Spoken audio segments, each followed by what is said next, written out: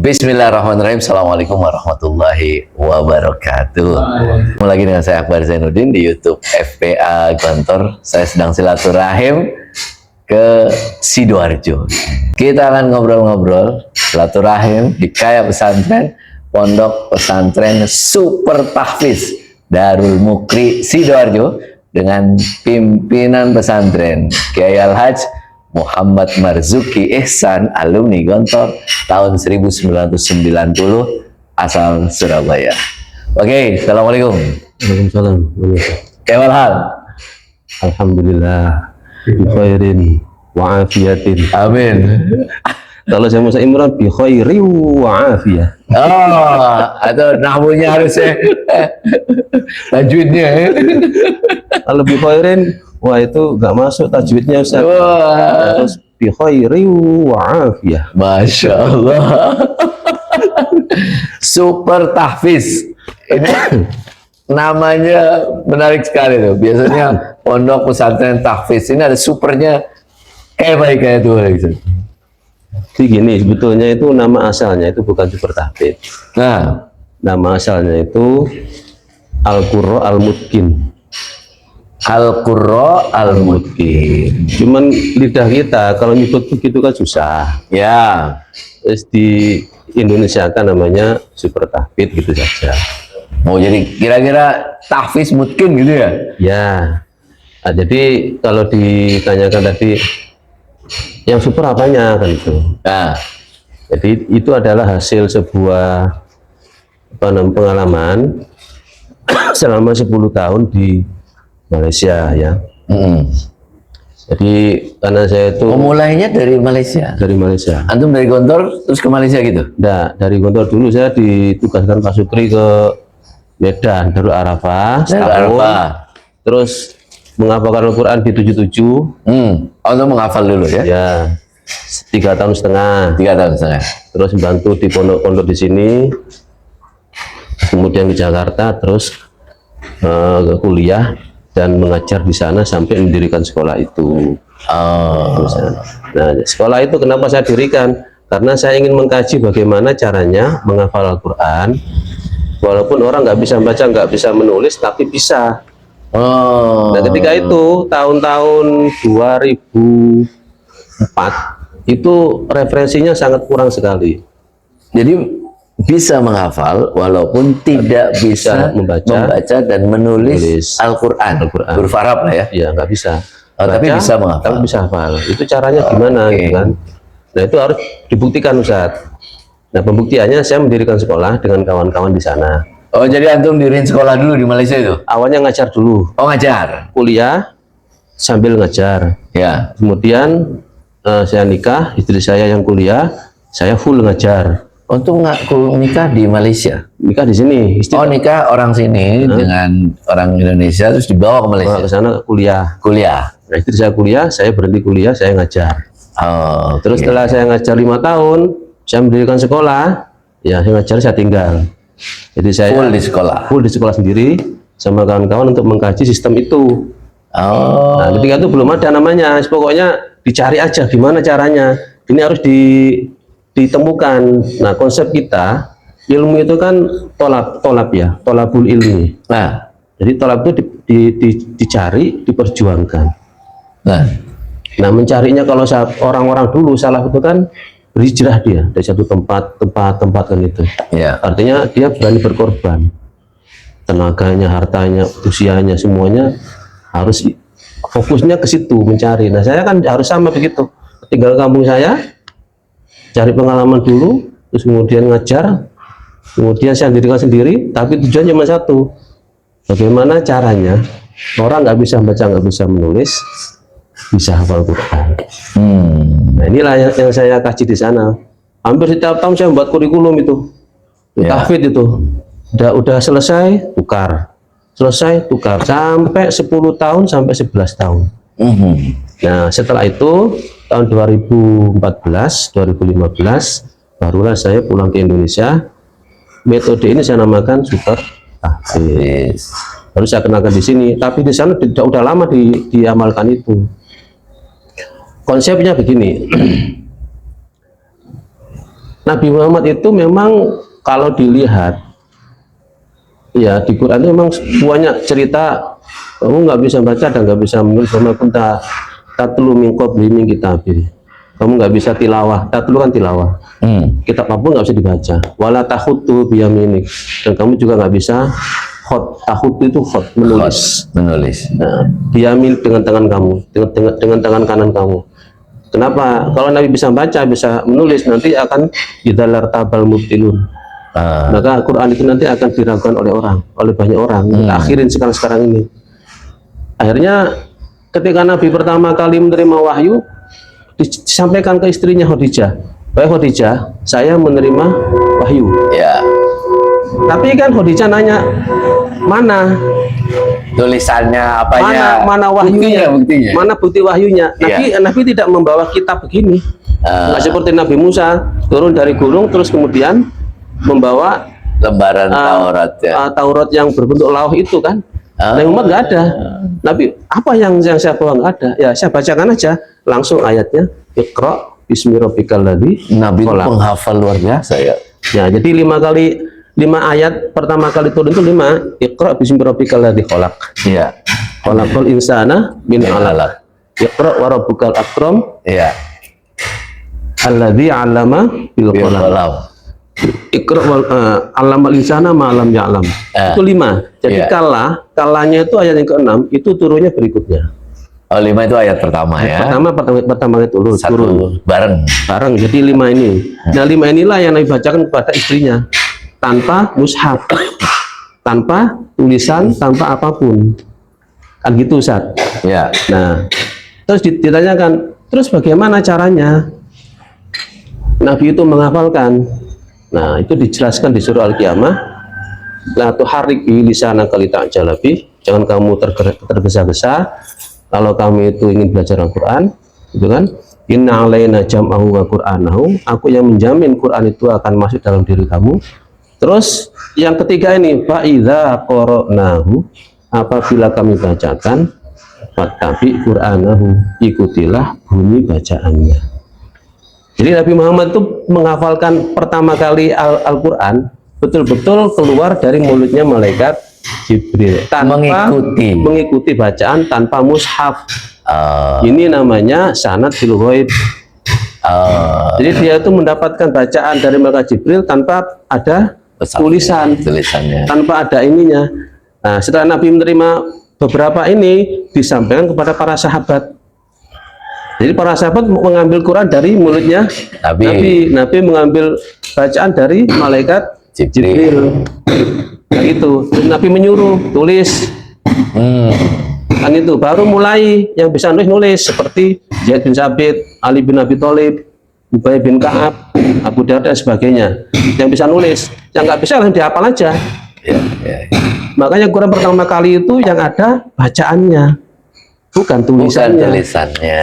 Oh, bacaannya memang sudah lengkap, tapi tulisannya belum ada. Belum ya. Justru masih berserakan ya. Justru mushaf itu adanya pertama kali pada zaman Khalifah Abu Bakar. Jadi ketika Nabi meninggal, terus Khalifah Abu Bakar memerangi orang-orang Musailamah al-Kadzab itu para penghafal Quran yang meninggal banyak, ada 70 orang lebih, 70 orang apa 70.000 kalau nggak salah. Ya. Nah, Umar khawatir kalau sampai ini nanti nggak ditulis mushafnya, masalah. Penghafalnya hilang. Qurannya akan hilang. Nah itu akhirnya usul kepada Khalifah Abu Bakar supaya ditulis. Nah, cara untuk menemukan metodenya gimana? Saya praktek ke anak-anak yang di sana sekolah itu saya dirikan pertama kali itu. Kalau di sana namanya Taska itu Taman Asuhan Kanak-kanak. Untuk anak-anak, di sini daycare. Daycare. Terus atasnya Taska itu sana Tadika, Taman Didikan Kanak-kanak. Berarti kalau di sini PAUD. Ya. Nah, 2 ini yang saya dulu saya pelajari. Karena yang saya mau bagaimana anak kecil itu bisa ngomong, tapi dia nggak bisa menulis. Itu ditemukan di Quran itu semua perkataan yang pertama kali kita terima itu mesti pertama kali innas sam'a wal basor. Walladzi akhrajakum min butuni ummahatikum la ta'lamuna syai'a wa ja'ala lakumus sam'a wal absara. Jadi kalimat pendengaran itu selalu disebut pertama kali, barulah mata. Jadi kan orang itu mendengar itu gratis, nggak ada biayanya. Tapi begitu pakai mata itu bayar. Belajar membaca itu bayar. Ini belajar ngomong itu nggak ada sekolahnya. Iya. Kan gitu. Jadi Quran itu sudah sampai seperti itu. Makanya anak kecil itu nggak bisa baca, nggak bisa menulis, ngerti duit. Bisa ngomong. Ngerti duit, Ustaz. Oh, ngerti duit. Minta 1.000 ngerti dia, 1.000, 5.000, 10 ngerti. Berapa lama tuh menemukan metodenya itu? 10 tahun. 10 tahun? Yang resmi dengan sekolah 10 tahun. Tapi ya sebelum itu, sudah bertahun-tahun Ustaz. Sejak di Sulawesi itu tahun berapa? 91, 92, 93. Saya udah mulai mencari. Mulai mencari ya? Nenek guru-guru saya nggak ada yang tahu.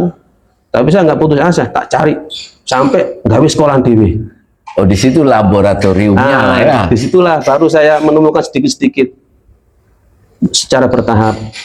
Terus saya praktekkan, bertahap praktekkan.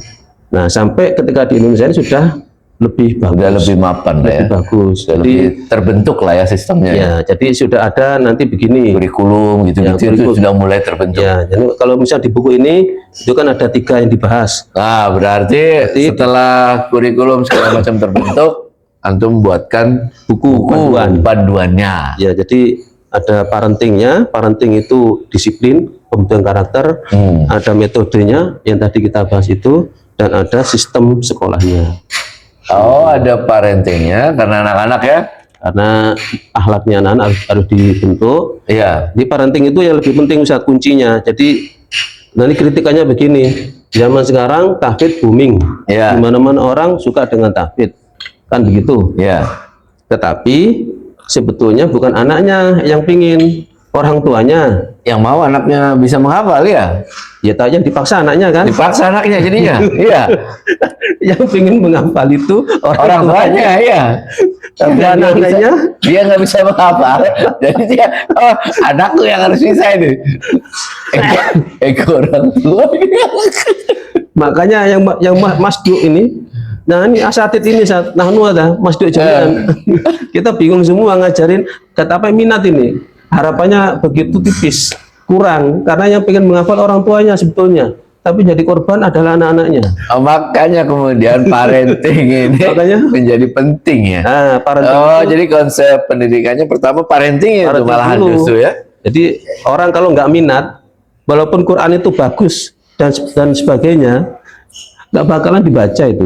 Oh, jadi menumbuhkan minat dulu itu. Minat itu di parentingnya. Habis itu baru metodenya lebih mudah ya. Kalau sudah dia minatnya sudah ada ya. Nah, itu baru sistemnya. Supaya hanya sistemnya. Kalau kita misalkan punya lembaga, umur kita terbatas, tapi kalau sistemnya bagus, tidak akan punah. Jangan sampai yang mendirikan itu meninggal, sekolahnya juga ikut meninggal gitu kan. Oke. Tapi sistemnya kalau bagus tetap berjalan, pertukaran guru nggak masalah, sistem sudah jadi. Itu yang kita terapkan di pondok sekarang di sini begitu kan. Itulah yang kemudian ya 3 konsep itu ya. Parenting, terus kemudian metode dan sistem. Itulah yang kemudian antum menjadikan yang antum buat ini ya uji coba di Malaysia itu dibawa ke Indonesia di pesantren Darul Mukri Super Tahfidz ini. Iya. Tahun berapa mulainya? Tahun 2021. 2021. Ya. Jadi pondok ini saya buat fasenya itu 5 Ustaz. 5 fase. Setiap fase itu minimal 5 tahun sampai 10. Oke. Fase pertama itu namanya ta'aruf. Ta'aruf itu berarti kita mengenalkan dulu produk kita itu adalah Al-Quran, tahfidz ke masyarakat dengan metode seperti tahfidz tadi itu. Ya. Kalau di Gontor, Pak Zar kan pesan, kamu kalau pengen jadi kiainya pondok, jadilah kiainya masyarakat dulu. Biar kamu nggak di istilahnya itu curigai yang macam-macam. Ya. Zaman sekarang ini kan zaman penuh fitnah. Iya. Kita sudah jelas saja kadang-kadang dibuat nggak jelas. Oh iya. Apa mana ini nggak jelas itu kan tambah bermasalah. Jadi masalah ta'aruf ini pengenalan ke masyarakat minimal 5 sampai 10 tahun. Nah itu setelah itu masuk fase yang kedua namanya tafahum. Tafahum itu kita memahamkan masyarakat. Pada masyarakat apa yang dipelajari ya Quran. Di mana sekolahnya di sini ya, sudah ada lembaganya. Kalau ta'aruf masih belum ada lembaga. Kita ya biasalah memberikan pemahaman kepada masyarakat, mengenalkan sebagainya itu sana kemari ceramah nggak apa-apa, pelatihan apa sebagainya. Tapi kalau tafahum, mereka melihat mana lembaganya, mana kurikulumnya, mana metodenya, mana santrinya, bagaimana kegiatannya. Nah, setelah mereka paham, baru masuk ke level ketiga, yaitu ta'awun. Jadi setelah mereka tuh mau membantu, ta'awun itu membantu. Kalau mereka tuh paham, mereka nggak akan paham kalau mereka nggak kenal. Jadi kenal dulu, baru paham, terus dia mau nolong. Itu juga sama 5 sampai 10 tahun. Setelah dia tuh mau nolong, biasanya orang kalau nolong itu berikutnya dia menjadi pembela. Itu namanya takaful. Oh, jadi ta'aruf, tafahum, takaful. Enggak, ta'awun dulu. Ta'awun dulu. Baru takaful. Oh, jadi saling memahami, tolong menolong, baru membantu. Baru membantu. Nah, setelah membantu sudah punya ansur-ansur yang banyak, sudah di Quran itu qala man ansur ilallah. Mereka mengatakan nahnu ansarullahi wa ahibbahu, kan begitu. Kalau Nabi Isa kan, itu kan tidak sebentar itu, prosesnya kan lama, panjang. Misalnya minimal 5 sampai 10 tahun. Nah, setelah sudah sampai ke level takaful, baru yang terakhir namanya tafa'ul. Optimis. Tinggal copy paste, buka cabang di mana-mana nggak masalah. Karena sudah sistemnya ada, udah terbentuk, sudah ada prototipenya. Kayak gontor tuh 1000 gontor, 1000 kasih, ya nggak masalah. Gontor sudah bagus. Sudah iya. Nggak usah diganti, tinggal copy paste nggak di mana-mana nggak masalah kan. Tapi perjuangannya berapa lama itu? Bertahun-tahun. Mungkin melebihi 50 tahun. Kalau sekarang peringatan 100 tahun kan. Nah, berarti kan adanya gontor sekarang begitu banyak melalui proses yang panjang, tidak sebentar. Nah, disinilah kadang-kadang di antara kita itu belum tentu bisa bertahan. Nah, makanya kalau kita fasekan seperti ini jelas, baru kita memahami ya kudu dilalui semuanya dari awal itu. Berarti sekarang prosesnya sekarang masuk di proses tafahum ya, memahamkan kepada masyarakat. Mungkin pondok ini awal lahir mungkin mereka mengatakan, oh ini pondok apa, kita buat pengajian yang diasuh oleh Ustadz Imron, Ustadz Aziz, Ustadz Rodani, kan itu memahamkan itu kepada masyarakat. Oh, dengan ada pengajian gitu ya. Ada pengajian Al-Quran, pengajian bulanan. Terus saya masuk ngisi pelatihan Al-Qur'annya gitu kan. Ada juga pelatihan Al-Qur'annya di luar itu kan. Jadi tahfidnya itu unggulan di sini tuh Ustaz. 70% sistem kita itu tahfid, 30% sistemnya KMI. Oh, ada tahfiz dan KMI berarti yang pesantren nih. Betul. Makanya namanya Kuliyatul Mukri'in wal Muallimin Al-Islamiyah. Mukri ya? Ya mukri karena qori ya. Mukri itu orang yang mengajarkan Al-Quran. Oh, mukri itu orang, bukan qori ya? Bukan. Tapi qori membaca. Mukri mengajarkan Al-Quran. Jadi ini nantinya anak-anak ini akan menjadi guru-guru Al-Quran. Orang yang hafal Al-Quran, yang paham Al-Quran dan mengajarkan Al-Quran kepada masyarakat, ya, dan punya ilmu untuk mengajarkannya. KMI-nya itu. Karena KMI itu ilmu mengajar. Mengajar. Materinya apa? Al-Quran. Jadi Quran dipelajari dan diajarkan dengan cara yang benar. Kalau KMI kan guru umum. Guru agama ya. Persemian guru-guru agama. Muallimin untuk guru-guru agama. Tapi kalau yang di sini itu spesifik adalah Al-Quran, guru-guru Al-Quran. Ya, jadi anak-anak ini bukan hanya hafal, ya hafal ya paham gitu ya, isinya. Jadi innanzal Qur'anan Arabiyya gitu kan, kita turunkan Quran itu dalam bahasa Arab. La'alakum ta'qilun. Nah, ta'qilunnya itu di situ porsinya KMI. Qur'anan Arabiyya itu porsinya bahasa Arab. Nah, di sini kita ajarkan. Oh, jadi diajarin juga bahasa Arab, bahasa Inggris, keilmuan umum lah ya. Dirosat Islamiyah, dasar-dasar dirosat Islamiyah kita ajarkan. Kayak Ustadz Rodani ngajarkan siroh dengan apa tuh Ustadz? Fikih Ustadz ya. Fikih, siroh dengan fikih. Ustadz Aziz bahasa Inggris dengan tauhid kan akidah. Ustadz Imron ini nasul ibad untuk anak-anak dan juga masyarakat kan itu. Ada lagi Ustadz Yahya Isom itu ngajarkan itu ya tahsin sama ini. Tuh Fatul Atfal. Jadi tajwidnya itu tapi dengan nagoman gitu kan.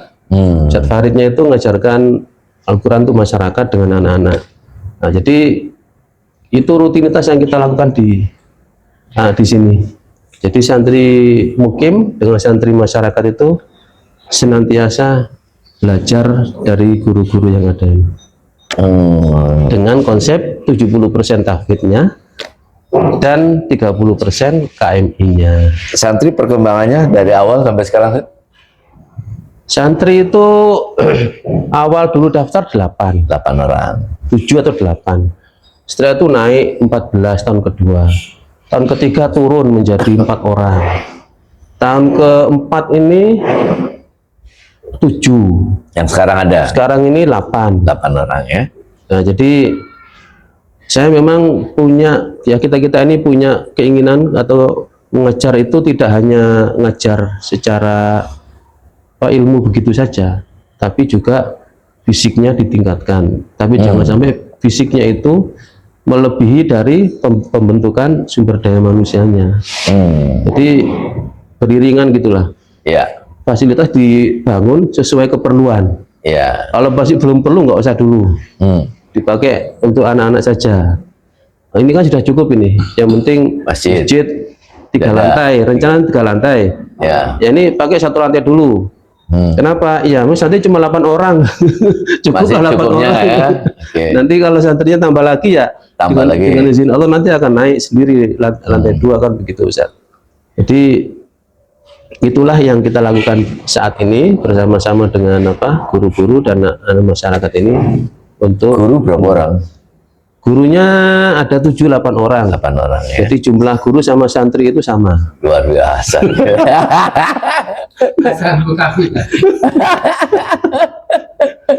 Gurunya mujahid, mujahid semua ini. Juang ini. Juang betul itu kalau tahun-tahun pertama memang. Nah, kegiatannya apa, Set? Dari pagi sampai malam? Ya, kalau pagi anak-anak itu. Pagi ya habis. Anak-anak itu udah bangun jam 3:30 ya biasanya kan. 3:30 itu 3:30 ya. 3:30 itu udah mulai. Kadang jam 3 udah yang bangun. Tapi sholat subuhnya jam 4 ya, jam 4 lebih gitu, jam 3:30 udah bangun. Setelah sholat subuh mereka murojaah persiapan hafalan ya. Dari jam 5:30 sampai jam 7. Setelah itu nanti jam 7 sampai jam 9 sarapan dan bersih-bersih lingkungan. Jam 9 sampai jam 11 zuhur itu mengulang semuanya sudah dihafal. Jadi kalau ibarat pabrik itu ini finishingnya. Yang saya pegang itu yang ini, bukan yang hafalan barunya. Ya. Tapi hafalan yang terakhir. Saya karena orang itu mengumpulkan ayat demi ayat supaya terkumpul menjadi 1 juz, 2 juz, 3 juz, 4 juz sampai banyak juz kan itu. Ya. Nah ini harus mungkin. Nah supaya mungkin harus setiap hari diulang. Makanya saya kasih waktu 2 jam. Jam 9 sampai jam 11. Nanti setelah sholat zuhur pelajaran KMI. KMI-nya setelah zuhur. Setelah zuhur sampai asar. Nah beliau ini yang ngajar. Oke. Itu Mas Yoyon takmirnya. Iya. Takmir komandannya masyarakat di sini, masjid. Untuk masyarakat ya. Yang menentukan imam yang masjid tarawih nanti beliau ini. Nanti setelah asar kegiatannya bebas, kadang bersih-bersih, terus setelah maghrib murojaah sendiri. Nah, habis isya itu ada murojaah bersama-sama majukuran sampai jam 9 malam. Jam 9 tidur. Oh, tidur jam 9 ya. Jadi Qurannya, tahfidnya itu 70% 5 jam. KMI-nya 2 jam. Oke. Makanya kita konsisten KMI 30% berarti 2 jam. Al-Quran tahfidnya itu 70% berarti 5 jam. Buku-buku panduan apa yang dipakai di sini, Ustaz? Buku panduannya Apa ya aja? Al-Quran itu, Al-Quran, bahasa Arabnya bahasa Arab Ta'wid ini yang ngajarkan Ustaz Ahmad Syarifuddin. Ini bahasa Arab, coba kita lihat. Bahasa Arab Ta'wid ini untuk pemula. Al-Arabiyah ini siapa yang ngarang? Yang ngarang saya Ustaz. Yang Oh, antum yang nulis sendiri nih? ya, saya buat Masya Allah. buku 1, buku 2, buku 3. Rencananya sampai buku 5 Ustaz. Ini masih buku 3, ini masih macet. Ini baru buku 3. Ini buku 1, nanti buku 2-nya menyusul sudah ada, buku 3 sudah ada, buku 4, 5, 6 itu masih 4, 5 itu masih alhamdulillah OTW. Apa konsepnya yang buku ini? Bahasa Arab Ta'wid itu begini Ustaz. Bahasa Arab Ta'wid itu dinamakan ta'wid itu pembiasaan. Nah, jadi anak itu hanya dibiasakan saja, dibiasakan membaca, memahami, ya, menulis, tanpa sadar dia langsung bisa menguasai bahasa Arab dengan bagus. Jadi contoh begini, ini saya jelaskan contohnya. Contohnya ini pelajaran pertama, fil bait gitu kan, fil bait gitu kan. Nah, ini mufradatnya ada 12, 10 sampai 12. Nah, setelah itu kita ajarkan dari malam awal, malam sani itu disebutkan, murid-muridnya mengikuti. Jadi kan dari segi pengucapannya harus benar. Benar dulu, gurunya mengajarkan, muridnya ngikuti. Kan gitu Ustaz ya. Setelah selesai teriak-teriak, ya kan, udah capek, diajari menulis. Yang diucapkan tadi itu ditulis. Oke. Nah, oke. Jadi berarti tadi kan pemahaman, sekarang ini penulisan. Nulis. Nah, nulis. Nah, ini penulisannya. Setelah penulisan, baru kita masuk di ini takbirnya Ustadz. Ada gambar, terus bahasa Arabnya apa? Oh, dia berbicara ya. Mentakbirkan. Jadi ya, visualnya ada, tapi kemudian ini apa? Baitun, ini apa? Babun, ini apa? Jidarun. Kalau kalamnya itu dilatih ya. Nah, jadi itu takbirnya. Setelah itu diterjemahkan. Coba, baitun apa? Ini. Sudah selesai. Setelah itu baru ya terakhir itu imla Ustaz. Ini kalau imlanya kita sebutkan, dia bisa paham dan bisa menulis, berarti dia sudah menguasai dengan baik. Hanya dengan ini tadi, beberapa kegiatan ini tadi, kalau anak itu bisa mengikuti, dia tanpa sadar sudah paham dan bisa menulis dan bisa lisan bahasa Arab ya, dan penulisan dengan bagus begitu. Kalau yang tahfiz, kalau tahfiz di sini itu ada beberapa Ustaz. Ini sama ini ya. Ya. Ini membentuk pola menghafal yang benar. Misalkan anak di sini, ini kemarin baru ada yang masuk ya dari Gresik itu, beliau masih belum bisa membaca. Jadi mulai dari awal, tapi sudah kita ajarkan menghafal. Kadang kita talkinkan. Nah, cara mentalkinkannya itu, kalau di super tahfidz itu dengan konsep namanya taktik. Taktik itu memotong atau memenggal. Jadi ayat yang panjang, contoh Al-Bayyinah, lam yakunil ladzina kafaru, itu dipenggalnya sesuai bunyi. Ya. Bukan sesuai dengan kalimat atau suku kata. Bedanya begini, kalau bunyi itu begini. Contoh ya, lam yakunil ladzina kafaru. Ini kalau bunyi lam 2 huruf, lam sama mim, Ya. tapi satu bunyi. Oke. Itu lam. Kalau itu bacaan. Kalau dijadikan satu, lam yakuni, ya kan? Kalau bunyinya lam yakuni, itu berarti kita masih suku kata. Ya. Karena lam yakuni jadinya alladzina. Jadi kita talqin pada anak-anak, lam yakuni ngikuti dia. Berikutnya alladzina disambung lam yakunil ladzina, itu enggak matching.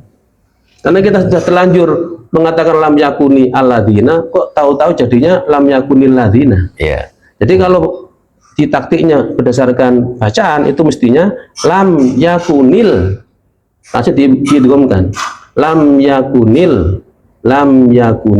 tidak bisa. Ladzina, baru kafaru min ahlil, langsung. Bukan min ahli, kemudian alkitabi. Nah, nanti sama kalau di Fatihah juga sama. Bismillahirrahmanirrahim. Jadikan satu. Kalau ikut suku kata Bismi Allahi Ar-Rahmani Ar-Rahimi, baru disambungkan, itu lebih rumit. Ya. Nah, jadi anak-anak pertama kali kita bentuk polanya, pola menghafal dengan cara ini. Setelah bisa mandiri, baru menghafal sendiri, Ustadz. Nah, ketika menghafal sendiri itu ada 3 jenis hafalan. Hafalan baru, hafalan lama, hafalan simpan. Nah, yang tadi jam 9 sampai jam 11 itu hafalan simpan. Ya, sudah tasmikan setiap hari, dikumpulkan itu harus disimpan dengan baik. Cara menyimpannya dengan mengulang sebanyak-banyaknya. Nggak ada cara lain yang paling efektif untuk menghafal Al-Quran kecuali dengan mengulang. Tapi kalau waktu mengulangnya cuma dikasih 1 jam nggak cukup. Mengulang simpan ini harus yang paling banyak. Saya kasih porsi sampai 2 jam. Dan tak tunggu secara berpasangan. Kadang satu pasangan 2 orang, kadang 3 orang, kadang 1 orang 1 juz. Kalau sudah terkumpul ke 5 juz, langsung kita buat ujian 1 kali duduk 5 juz. 5 juz. Kalau sudah bisa 5 juz, dinaikkan sekali duduk 10 juz. Kalau sudah bisa 15 juz. Kalau sudah bisa 30 juz sekali duduk. Jadi ini tidak akan kita paksa, sesuai dengan kemampuan. Nggak ada target khusus berarti ya? Kita kasih waktu 3 tahun sampai 6 tahun untuk menghafal. Mudah-mudahan bisa berhasil. Kalau nggak berhasil ya tambah mana, Ustaz? Ojo 6 tahun, 9 tahun atau 10 tahun sampai mari. Targetnya lulus sampai itu sudah hafal dengan mutkin dan bersanad. Dan bersanad. Sanad itu gimana sih? Sanad itu ya ijazah qiraah, diberikan diuji ya? Diberikan pengakuan bacaannya.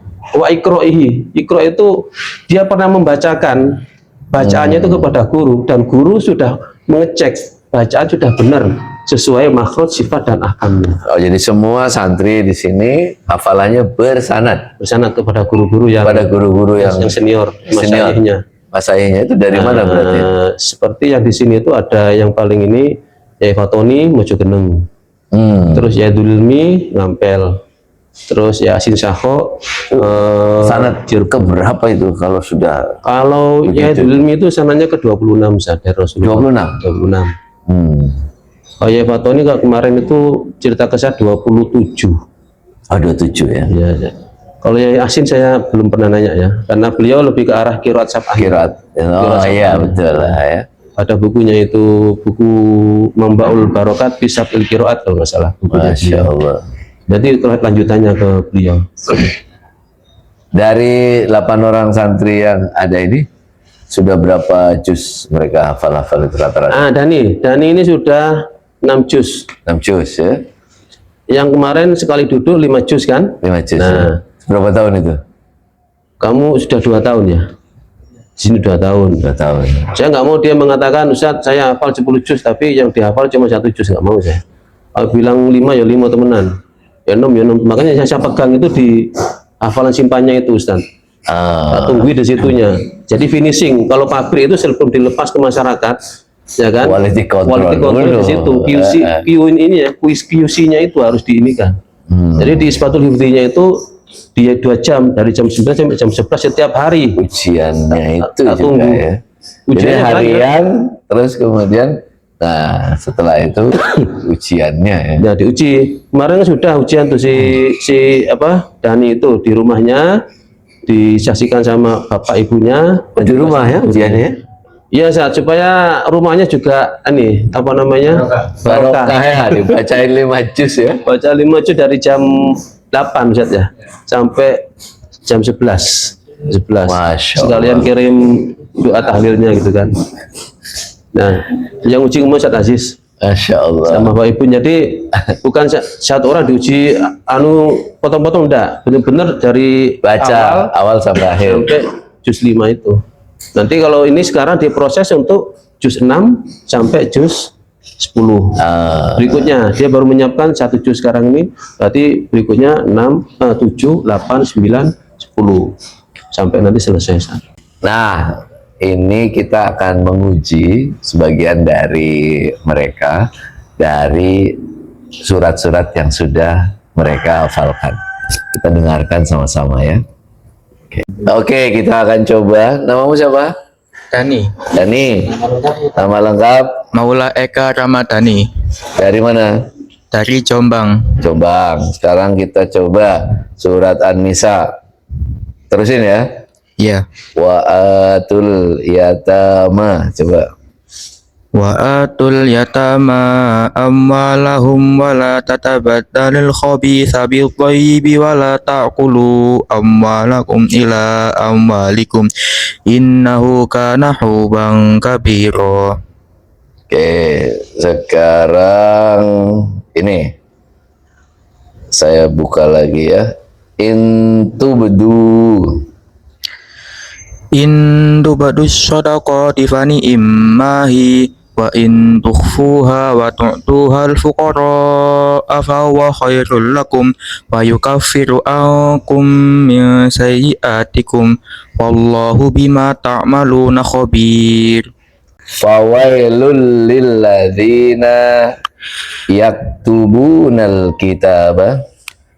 Fawailul lilladzina yaktubunal kitaba bi'aydihim thumma yaquluna hadza min indillahi liyashtaru bihi thamanan qalila fawailul lahum mimma katabat aydihim wa wailul lahum mimma yaksibun. Oke, ya cukup. Namanya? Raufur Razak Putra Maulana Dari Ponorogo. Sekarang juz 1. Au kasayyibin minas sama'i. Au qasayyibin minas sama'i fihi dhulmatu wa ra'du wa barqa yaj'aluna asabi'ahum fi adhanihim minas sawa'iqi hadharal maut wallahu muhitum bil kafirin. Sekarang inna safa wal marwata min sya'airillahi. Inna safa wal marwata min sya'airillah faman hajjal baita wa i'tamara fala junaha alaihi ay yattawafa bihima wa man tatawwa khairan fa innallaha syakirun alim. Wa idza sa'alaka ibadi anni fa inni qarib. Wa idza sa'alaka ibadi anni fa inni qarib ujibu da'watat da'i idza da'ani falyastajibu li wal yu'minu bi la'allahum yarshudun. Oke, bagus. Ya, syukran. Berikutnya. Yus. 30. Namanya? Zaidan Abbas Diaul Haq. Zaidan Abbas Diaul Haq. Ya. Oke, juz 30. Surat awal juz 30. Bismillahirrahmanirrahim. Amma yatasaalun 'anin naba'il 'azim alladzi hum fihi mukhtalifun. Kalla saya'lamun, summa kalla saya'lamun. Alam naj'alil arda mihada wal jibala autada wa khalaqnakum azwaja wa ja'alna naumakum subata wa ja'alna al-laila libasa وجعلنا النهار معاشا وبنينا فوقكم سبعا شدادا وجعلنا سراجا وهاجا وأنزلنا من المعصرات ماء ثجاجا لنخرج به حبا ونباتا وجنات ألفافا إن يوم الفصل كان ميقاتا يوم ينفخ في الصور فتأتون أفواجا وفتحت السماء فكانت أبوابا وسيرت الجبال فكانت سرابا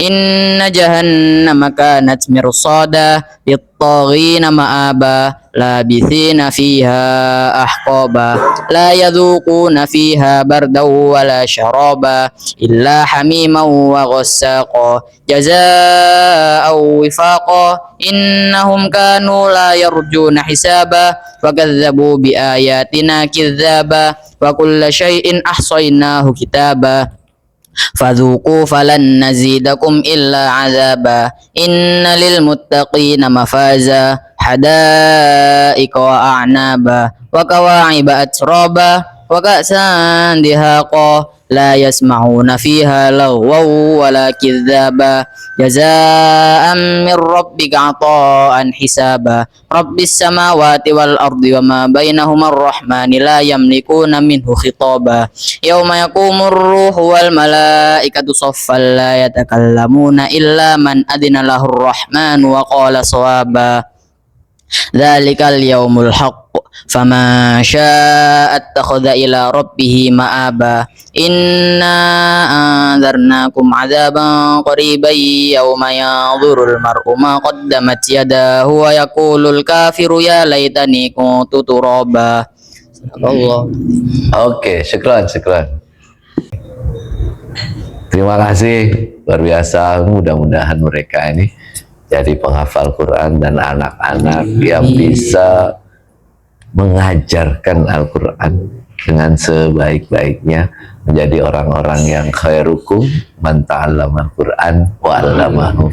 Sebaik-baik kalian orang yang belajar Al-Quran dan mengajarkan. Dan terakhir, Ustaz, ke depan antum ini visinya pengen seperti apa nih pesantren super tahfiz Darul Muqri ini? Tentunya kita kembali yang sederhana aja gini, Ustaz. Kalau anak-anak ini pengen ilmunya manfaat, itu pegang hadis Nabi itu, khairukum man ta'allama Al-Qur'ana. Khair itu kan. Sebaik-baik orang di antara kamu itu cuman dua. Ta'allama Al-Qur'an, belajar Quran saat temeni, belajar Quran betul-betul. Yang makhrajnya, sifatnya, ahkamnya, hafalannya. Setelah bisa, ini harus wa'alamahu. Bisa ngajarkan. Makanya kita perlu KMI Gontor itu supaya jangan ngawur oleh ngajar. Caranya ngajar harus benar. Baru kita mendapatkan yang pertama tadi itu khairukum, manusia pilihan. Kalau udah terpilihan, dimanapun dia tinggal tetap dipilih orang, Ustaz. Ya. Itu loh. Mau di kampung, mau di mana, terpilih terus dia. Apalagi kalau dia misalnya kuliah kemana, ke Eropa, kemana, tetap dia akan menjadi orang yang diutamakan. Jadi imam, kemudian bisa ngasih ceramah, nanti mah disuruh milih macam-macam itu, milih anaknya.